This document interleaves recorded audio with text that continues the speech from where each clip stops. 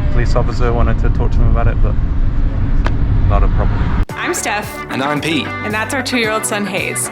We were selected by AIRBNB to travel the world for a year, calling a new destination home for a month at a time. Follow along.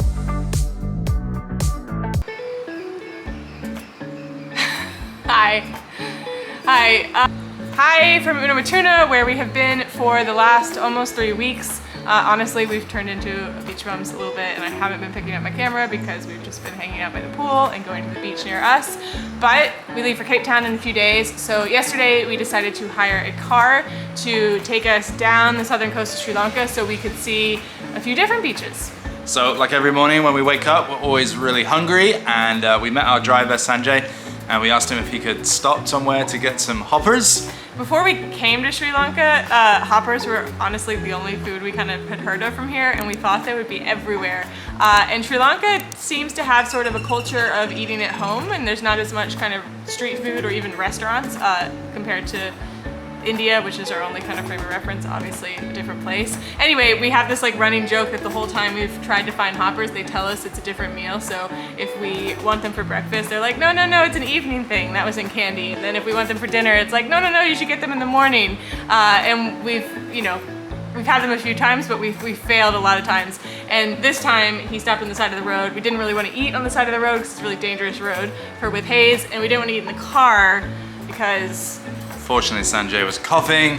He had a mask on, we had a mask on, but we have got a COVID test coming up because we're obviously heading to Cape Town next, so we just wanted to play extra safe. I was just gonna say, when we have had hoppers, they have been so good. Love them. Wish we had eaten more. Right. Anyway. Guys, I feel like the shorties actually in Sri Lanka are really good. Like, while I'm not a huge fan of the rice and curry and all of that, the short eats on the side of the road are freaking amazing. So instead of hoppers, we did a 360. No, we did a 180. And we went to a very fancy kind of bed and breakfast called Kip in Ahangama, where we had smoothie bowls, smoothie, Pete I think had an egg sandwich, Hayes played in the beautiful garden, so totally different vibe, not on the coast, but a nice stop for our journey. So we hopped back in the car and we started heading towards Talalla. We didn't get very far before we pulled over by the police. I wish it was more exciting than it was, but basically Sanjay blew through a zebra crossing when a person was trying to cross, and the police pulled him over, and he explained that Because it was a zebra crossing. Oh. I think someone was crossing, but if he didn't stop, but if he had stopped suddenly, then the accident. So the police officer wanted to talk to him about it, but not a problem. Everything's okay. Back on the road. Let's go to the beach. Anyway, then we hit the road and we went all the way to Talalla and then a little bit further. What was the name of the beach? What was the name of the beach? The name of the beach was Marakoliya. Marakoliya Beach, just past Talalla. Liked the idea of this because part of wanting to go a little bit further than where we've been based in Unawatuna, which is not far from Gaul, is we wanted to see places that weren't crowded, and this one was really cool. It was totally undeveloped. There was like one little guest house where we entered, but other than that, just like a big, beautiful beach. All you could see was palm trees, no kind of high rises, no shacks, no nothing. But yeah, the water was a little rough, unfortunately. So we decided to not swim there. Well, actually our friend Adina did, she jumped straight in. But we decided the waves looked a bit too dangerous for Hayes, which he then picked up on really quickly. He hadn't said dangerous before, and it was a new word for him. So then he called it dangerous beach, and then he continued to say that at every beach we went to throughout this day. only the beaches with waves. He was right. He learned a lesson. Anyway, this is so geeky, but this is like the fun part of traveling with a 2-year-old and them like picking up on things that you think are totally over their head. Last thing I want to add about that beach though, that beach, there looked like there was some incredible walks, you know, so you could walk for miles along the beach. Maybe not with a toddler, but you know, if you were there, the two of us were there, I could see us walking along. Yeah.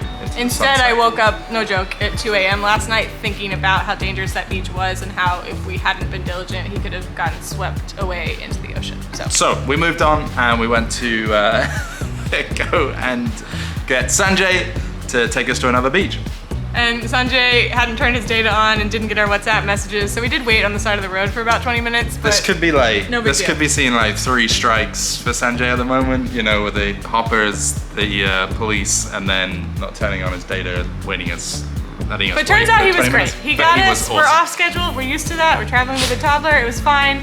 And we head to our third beach, and third try is the charm. We went to Hiriketiya. I think the kids call it just Hiri. I'm probably saying it wrong, so I'll stick with Hiri. It's supposed to be a lovely, beautiful bay, and it was. Spoiler alert, I think it's my favorite beach I've seen in Sri Lanka. There was lots of people learning to surf, so that was really cool. It was you got lots of woohoo when people were standing up for the first time. I didn't hear a single woo. You didn't? No. Oh, I heard loads. It was really cool. And Hayes loved it. It was a great beach for him to just run back in and out of the sea. So yeah. And drink his first coconut of the day. Yeah.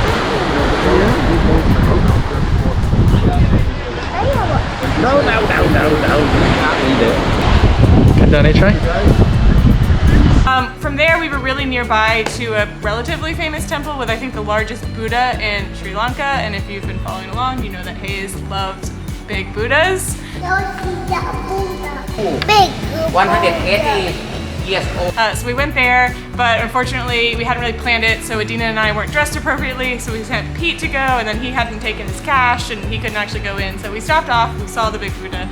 We didn't go in the temple. Hayes, what do you see? What do you see? Is it a big Buddha? Yeah. It's huge though, really big Buddha, and definitely worth visiting if you're in the area. Go and check it out. So for our final beach, we went, no, not our final beach.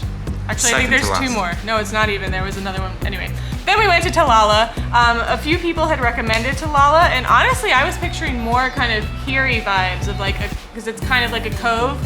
Definitely expected it to be more developed. It was also very, very empty. I think some of these places though have not recovered from COVID because we tried to go to a restaurant that was no longer there. So then we went to Sea Bay restaurant, which we had seen some decent Google reviews, and we turned up and we're kind of like, oh, I don't know, like, do they even have this whole menu? Like, how is this happening in this little shack?